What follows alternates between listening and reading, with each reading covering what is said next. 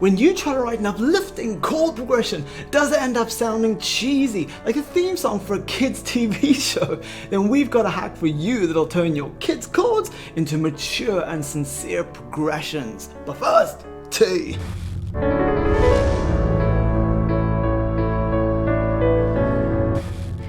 Revolutionaries! I'm Kate Harmony, this is Ray Harmony, and welcome to Hack Music Theory. This channel helps you make great music that stands out so you can get discovered.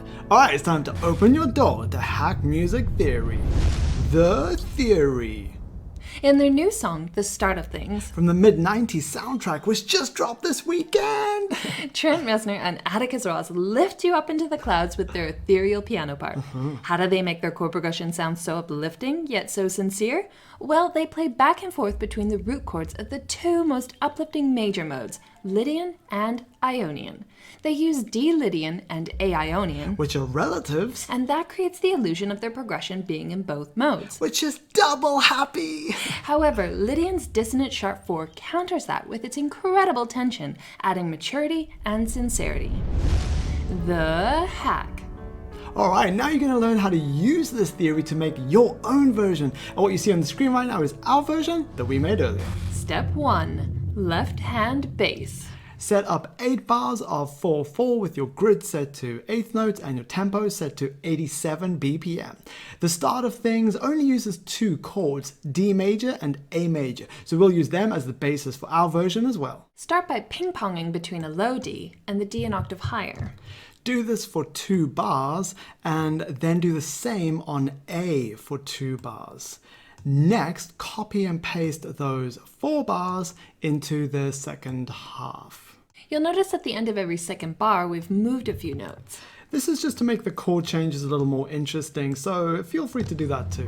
Now, Trent Reznor has a favorite technique, which we like to call 4 on the chords, where he plays the quarter note pulse on the chords. This creates a pumping momentum over which he then plays or sings a beautiful melody.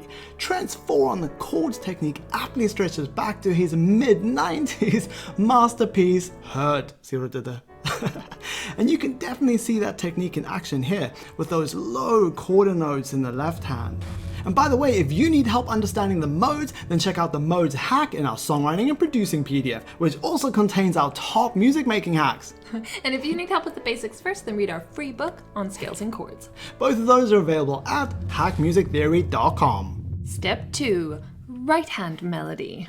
First things first, it is absolutely essential that over the D major chord you play the sharp 4, which is G sharp, as this is the magical Lydian note and it's super dissonant, so it will single-handedly prevent your melody from sounding like the theme tune for a kid's TV show. Other than that, be sure to play the 3, which is F sharp, for that happy vibe, the 2, which is E, for that dreamy vibe, and then the rest is up to you.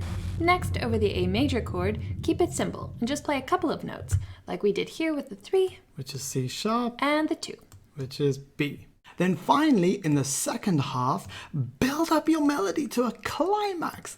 Perhaps a high 3, which is C sharp, over that last A major chord. And if you want to kick up your build even more, throw in a few 16th notes and maybe even some 32nd notes. But don't tell Trent about the 32nd notes. That'll be our little secret.